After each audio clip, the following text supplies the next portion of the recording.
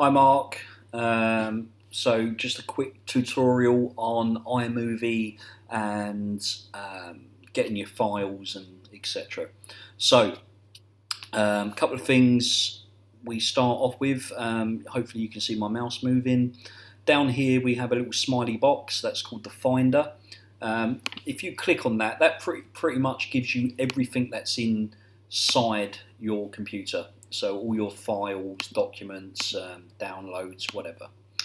Now, just underneath all of this here, you've got a thing here called devices, and when you plug in your GoPro or your memory card or whatever it may be, it will appear here.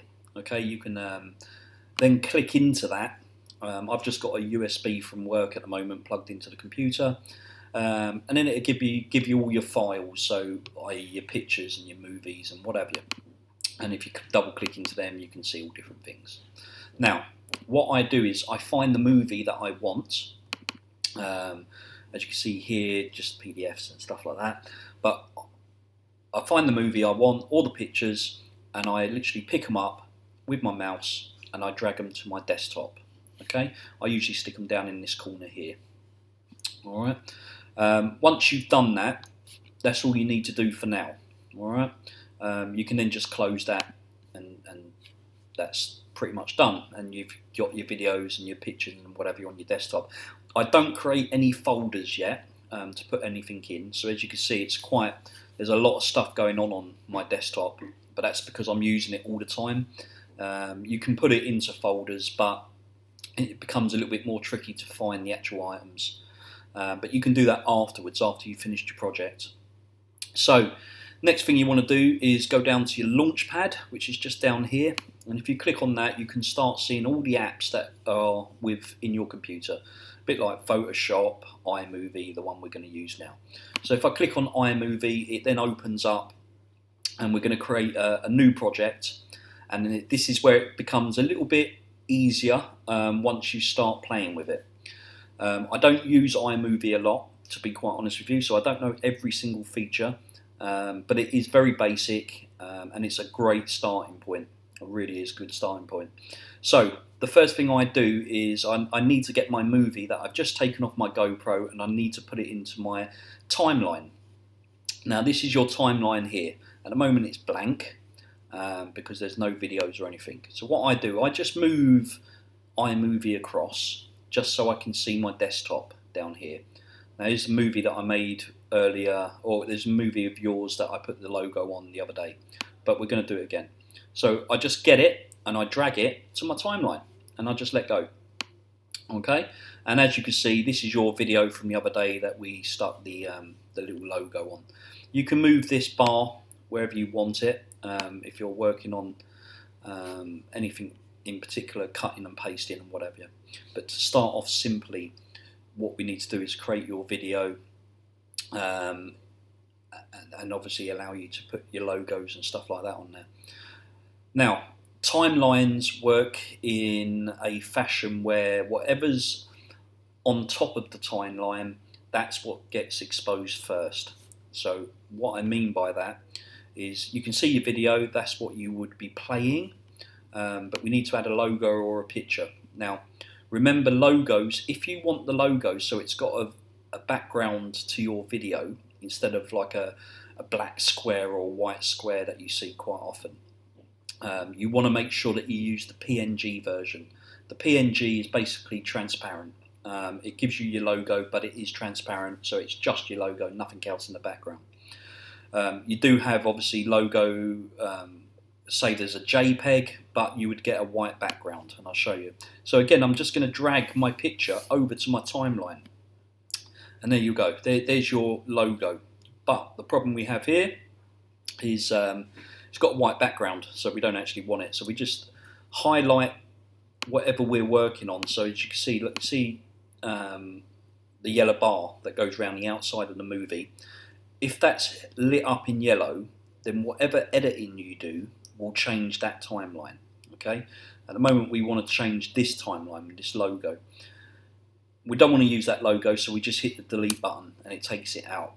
The logo we want to use is the PNG, which is this one here. So again, drag it over, stick it on. Don't worry about the colour or anything like that. As you can see, it's turned black. But if you look at your video now, you can see it's transparent. You can see through your logo, okay? But it's massive. So first thing we do, we set the logo for the time that you want to see it, okay? So it's easily done. You just drag it, all right? So at the beginning of your movie, I would have your logo on it at all times, so I'll start your logo. So we're starting this logo here right from the very beginning of the timeline video. And then we just drag that logo as long as we can to the right length of your video, okay? Now, as you can see on your video, it's massive. We don't want to see that. We want just a nice little square one in the corner somewhere. So we click on the actual logo here. So we've got these yellow lines. And then we have a load of functions up here that we can use to edit things. Okay. So the first one we're going to do, we're going to crop the actual logo. So as you see, as you press crop, this white barrier here is what you would see on the picture, but it's not big enough. The easiest way of doing it, there's a little thing here, it says fit. Sorry, excuse me. If you just click on that, that is what you would see on your video. Okay. But now we know, as we know already, it's too big. So we go over to this function here, which is video overlay settings. And we just want to put picture in picture. Okay. And as you can see, it's turned really small. But now you can drag that logo wherever you want it on your video. So for instance, this one here, we're going to make it a bit smaller. We're just going to stick it on that part of the video. Okay. So whenever we're watching this, that's going to come up there. So now, if I started my video right from the beginning and I press play, there's the logo. You can make the screen a bit bigger. Let's just turn it down a bit. You can make the screen bigger, obviously, by pressing this. And there's your logo there that we just inserted.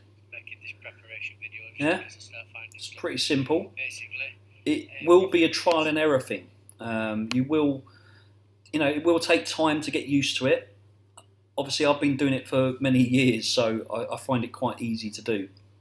But it just takes a little bit of time and just mess about with it. You can't really, delete anything that you don't want, and etc. So, but that's how you basically put your logo onto your movie. There's loads of other settings you can do. For instance, with your movie, if you right-click, you'll have loads of little options come up. You can detach the audio from it if you wanted to have music in the background. Again, if you wanted to get your music from SoundCloud, download it, stick it on your desktop, no different, and then just drag it over and put it in your timeline. And then you can just increase it and decrease the time that you want it to play, etc.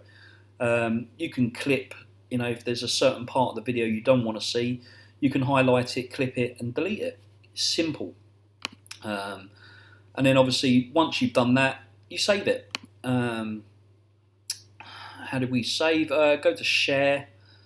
This is the best way. Theatre is the default, but if you want to save it direct to YouTube, Facebook, whatever you want to do, you can do that. You want to email it, or you just want to save it on your desktop before you do anything. I personally recommend that you save it to your desktop and then upload it to YouTube and Facebook. Because it just seems, and that way you've also got a hard copy of that video if you ever need it again to show someone. And that's it, mate. I think, yeah. If any other problems, give me a line, and we'll work it out. I'm sure we will.